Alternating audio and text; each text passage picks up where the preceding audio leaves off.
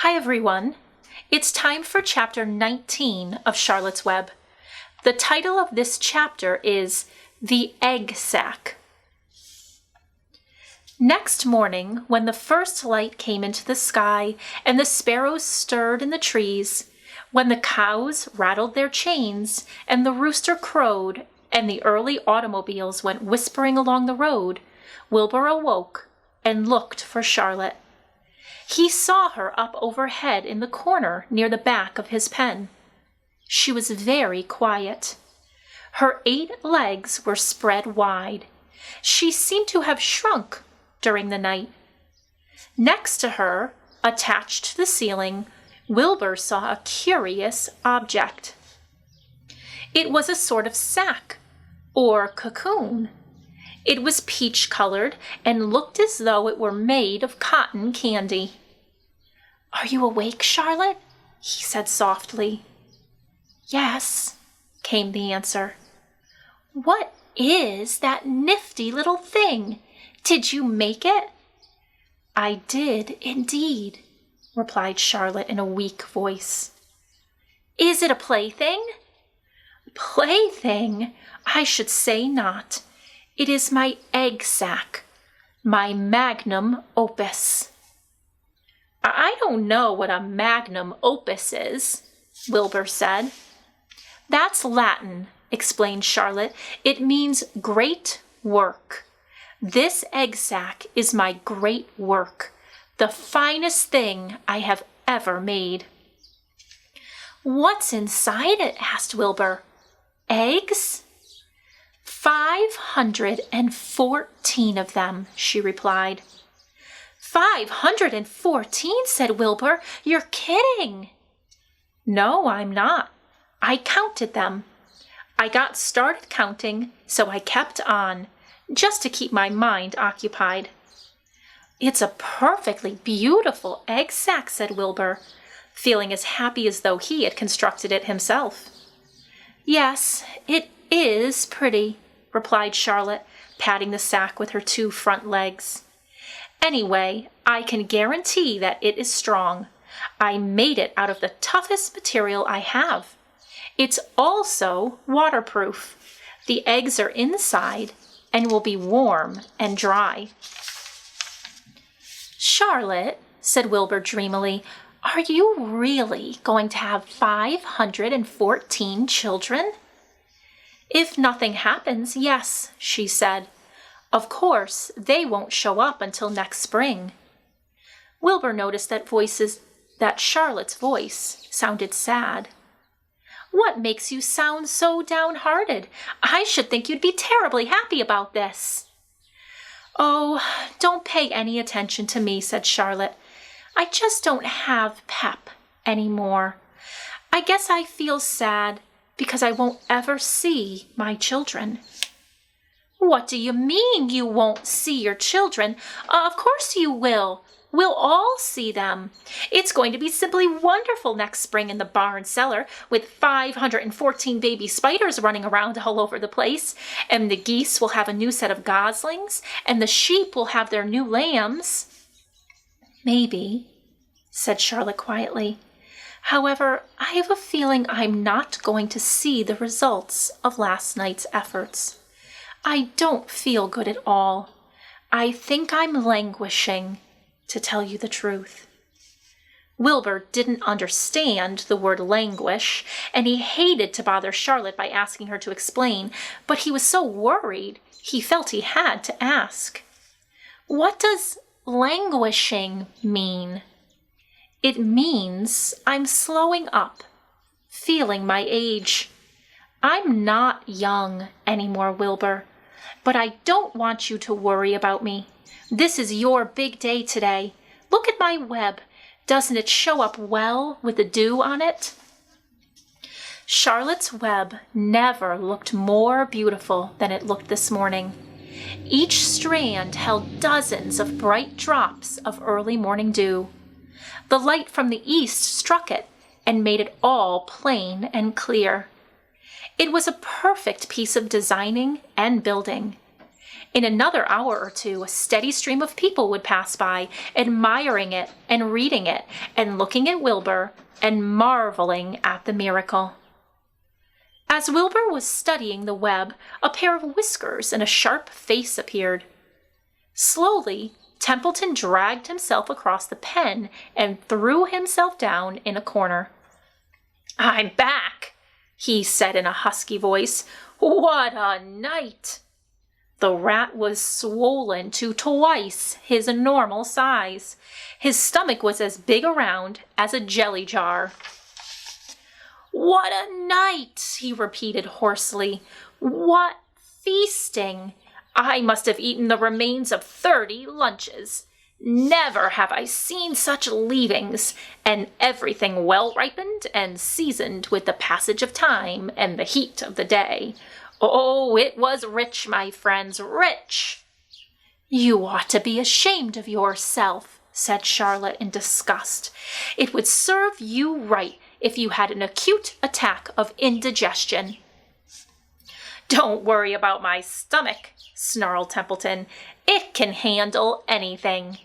And by the way, I've got some bad news. As I came past that pig next door, the one that calls himself Uncle, I noticed a blue tag on the front of his pen. That means he has won first prize.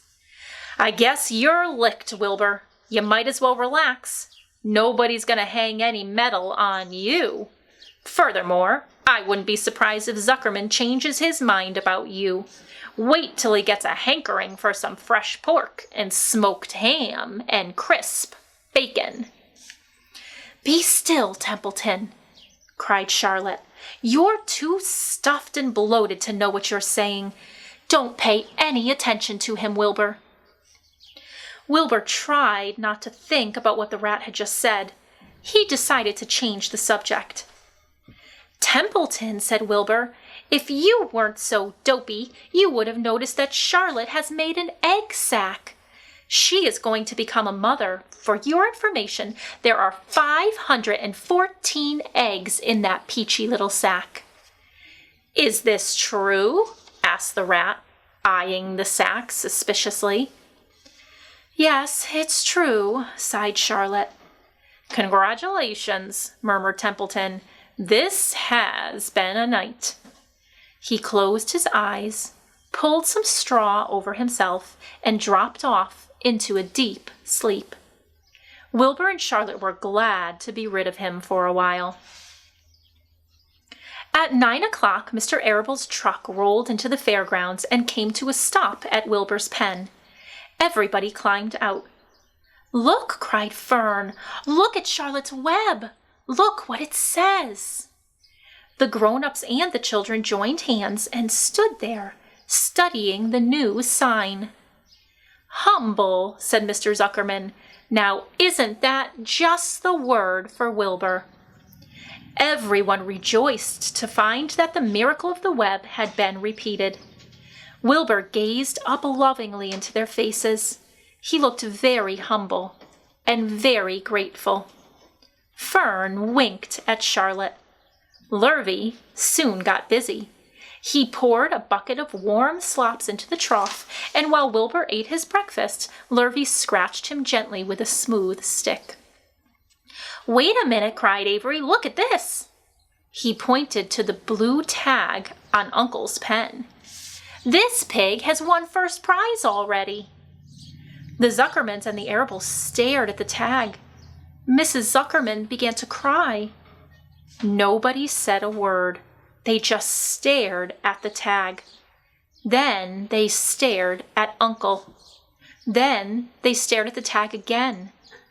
Lurvy took out an enormous handkerchief and blew his nose very loud. So loud, in fact, that the noise was heard by stable boys over at the horse barn. "Can I have some money?" asked Fern. "I want to go out on the midway." "You stay right where you are," said her mother. Tears came to Fern's eyes. "What's everybody crying about?" asked Mr. Zuckerman. "Let's get busy. Edith, bring the buttermilk." Mrs. Zuckerman wiped her eyes with her handkerchief. She went to the truck and came back with a gallon jar of buttermilk. "Bath time," said Zuckerman cheerfully. He and Mrs. Zuckerman and Avery climbed into Wilbur's pen. Avery slowly poured buttermilk on Wilbur's head and back, and as it trickled down his sides and cheeks, Mr. and Mrs. Zuckerman rubbed it into his hair and skin. Passers-by stopped to watch. Pretty soon, quite a crowd had gathered. Wilbur grew beautifully white and smooth. The morning sun shone through his pink ears. "He isn't as big as that pig next door," remarked one bystander, "but he's cleaner. That's what I like." "So do I," said another man. "He's humble, too," said a woman, reading the sign on the web. Everybody who visited the pig pen had a good word to say about Wilbur. Everyone admired the web. And of course, nobody noticed Charlotte. Suddenly, a voice was heard on the loudspeaker. "Attention, please," it said. "Will Mr. Homer Zuckerman bring his famous pig to the judge's booth in front of the grandstand? A special award will be made there in 20 minutes. Everyone is invited to attend. Crate your pig, please, Mr. Zuckerman, and report to the judge's booth promptly." For a moment, after this announcement, the Arables and the Zuckermans were unable to speak or move. Then Avery picked up a handful of straw and threw it high in the air and gave a loud yell. The straw fluttered down like confetti into Fern's hair. Mr. Zuckerman hugged Mrs. Zuckerman. Mr. Arable kissed Mrs. Arable. Avery kissed Wilbur. Lurvy shook hands with everybody. Fern hugged her mother. Avery hugged Fern. Mrs. Arable hugged Mrs. Zuckerman. Up overhead in the shadows of the ceiling, Charlotte crouched unseen, her front legs encircling her egg sac. Her heart was not beating as strongly as usual, and she felt weary and old, but she was sure at last that she had saved Wilbur's life. And she felt peaceful and contented. "We have no time to lose," shouted Mr. Zuckerman. "Lurvy, help with the crate." "Can I have some money?" asked Fern. "You wait," said Mrs. Arable. "Can't you see everybody is busy?" "Put that empty buttermilk jar into the truck," commanded Mr. Arable. Avery grabbed the jar and rushed to the truck. "Does my hair look all right?" asked Mrs. Zuckerman. "Looks fine," snapped Mr. Zuckerman, as he and Lurvy set the crate down in front of Wilbur. "You didn't even look at my hair," said Mrs. Zuckerman. "You're all right, Edith," said Mrs. Arable. "Just keep calm." Templeton, asleep in the straw, heard the commotion and awoke. He didn't know exactly what was going on, but when he saw the men shoving Wilbur into the crate, he made up his mind to go along. He watched his chance, and when no one was looking, he crept into the crate and buried himself in the straw at the bottom. "All ready, boys," cried Mr. Zuckerman. "Let's go." He and Mr. Arable and Lurvy and Avery grabbed the crate and boosted it over the side of the pen and up into the truck. Fern jumped aboard and sat on top of the crate. She still had straw in her hair and looked very pretty and excited. Mr. Arable started the motor. Everybody climbed in, and off they drove to the judge's booth in front of the grandstand. That is the end of that chapter. Oh, that whole family is so excited because it does seem like Wilbur's probably going to win something special. Let's talk about the main idea. Do you think that the main idea of that chapter was that Templeton ate too much? Do you think that the main idea was that Charlotte made her egg sac, it was completed? Or do you think that the main idea was that Wilbur might be getting a special prize? If you thought that the main idea was that Wilbur might be getting a special prize, then you are correct. Thank you for listening to this chapter.